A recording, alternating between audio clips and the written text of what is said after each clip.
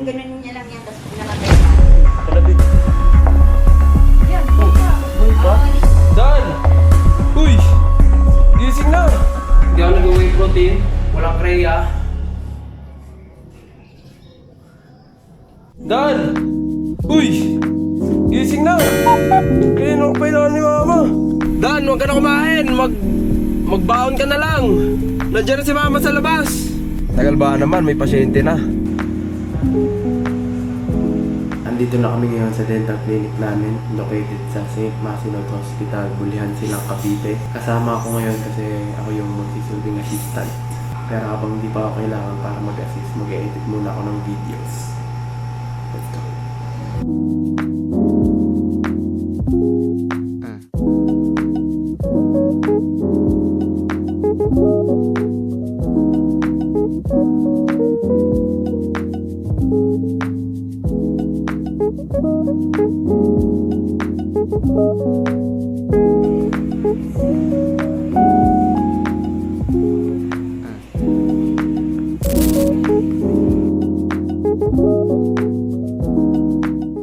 Sa atin pa yan dati ah. Ha? Sa atin pa itong aparador na ito dati. Okay guys, nandito kami ngayon sa apartment namin sa GMA Cavite, located malapit sa Perpetual. Bakante na siya ngayon. So, kung naghahanap kayo ng apartment dito sa GMA, malapit sa Perpetual, message lang ako. Pero pipinturahan ko pa to. Pero pwede na naman, huwag mo na pinturahan. Tingin. Galing, nakahuli siya ng daga, oh. Oh. Bangis ganyan, mga pusa. Ganyan dapat ang mga pusa. Kaya makahuli ng daga.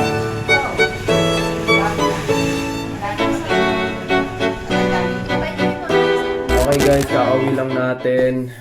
Magluluto muna ako ng pre-workout ko bago tayo mag-workout. Calisthenics lang ulit yung workout ko today. Ang pre-workout ko is ito, Quaker rolled oats. 4, 5, 6, pwede na to. 6 na kutsara lang.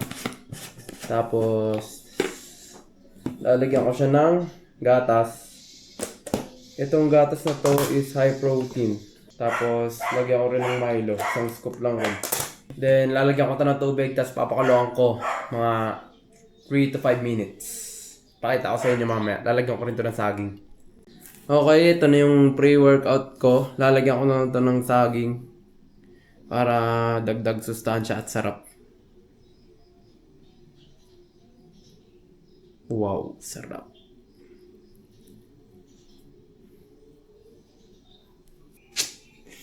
Food trip.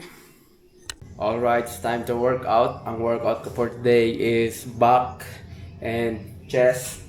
Ang gagawin ko lang ng workout sa back. 4 different variation ng pull-ups. Then, sa chest naman is 3 to 4 different variations din ng push-ups. Let's go! First back workout done. Second workout done. Third workout done. Fourth workout done. Last set done. Kakasimula ko pa lang po home workout. Kailan po ako makakakita ng improvements? Para sa akin, makakakita ka ng improvement within 1 month. Consistent working out. Tapos with proper nutrition, proper diet, tapos high intake ng protein. Anong protein ko? Ang protein na ini-intake ko lang is galing sa whole foods like chicken breast, egg, and fish. Then, ano ba? Kaya naman mag-improve without any supplements. Lalo na kung hindi ka naman magko-compete. Okay na yung, ano lang, yummy build. Hindi ako nag-whey protein, walang creatine, walang any supplements. Ano lang, gatas lang. Medyo mataka ako sa itlog, chicken breast, at fish. Tapos beef. Ayun. Ayun yung mga pinagkukunan ko ng protein, main source ko ng protein.